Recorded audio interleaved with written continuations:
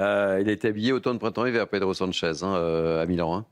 Oui, et c'est bien normal, parce que honnêtement, sa décision est parfaitement inique.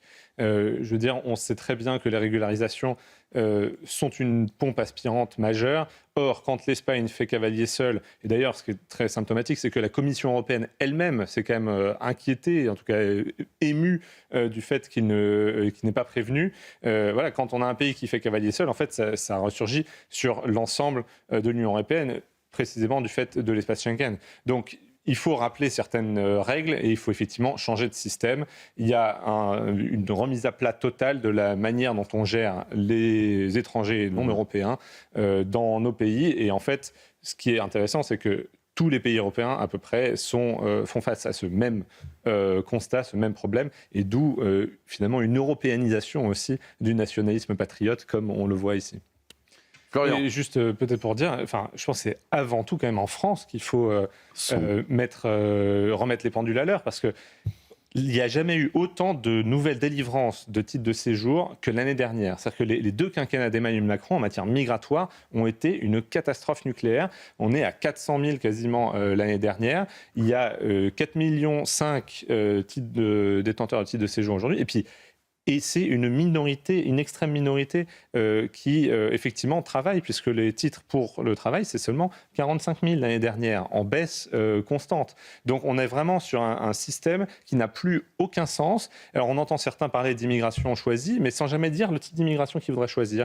Moi, je pense qu'en fait, il faut être très clair aujourd'hui et dire on veut une immigration, en fait, riche. On veut des Elon Musk. On ne veut pas des gens qui vont être au crochet de la société. Donc c'est tout ce système qu'il faut remettre à plat avec des règles extrêmement claires sur le revenu nécessaire ou le capital, pour qu'en fait on arrête de toujours laisser ça à l'appréciation des fonctionnaires et de juges qui sont teints d'une idéologie délétère pour la France. Parce qu'on entend nos politiques français qui disent ce n'est pas notre guerre.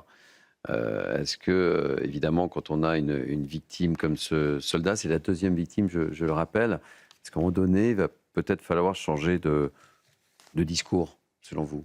Bien sûr, c'était déjà ce que j'avais dit au moment de la mort d'Arnaud Frion, voilà, qui avait été tué par une attaque iranienne.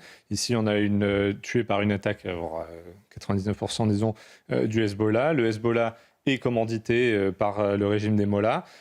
Donc oui, c'est une preuve supplémentaire que c'est aussi notre guerre, et d'autant plus au Liban, qui est un pays ami, avec lequel on a des relations qui datent d'il y a longtemps. Et donc, il est temps d'arrêter de se voiler la face, de dire qu'effectivement c'est aussi notre guerre et que nous avons un rôle à jouer, nous devons jouer un rôle dans le désarmement définitif du Hezbollah, et aussi potentiellement épauler dans le fait de mettre un terme à l'agression du régime des Mollahs, puisque c'est les objectifs de la guerre en Iran: le programme nucléaire, le programme de missiles balistiques et l'agressivité par tous les proxys du régime iranien des Mollahs dans toute la région.